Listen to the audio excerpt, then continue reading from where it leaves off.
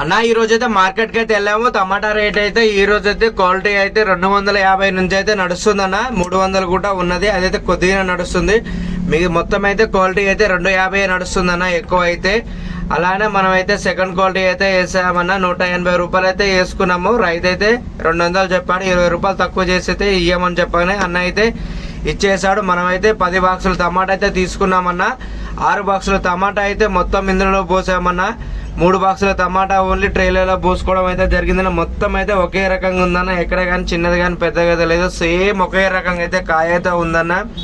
పండు అయితే తక్కువ వచ్చింది, దొరక అయితే ఎక్కువ వచ్చింది. ఇదైతే మనం ఈరోజు మొత్తం అమ్మేద్దామన్నా.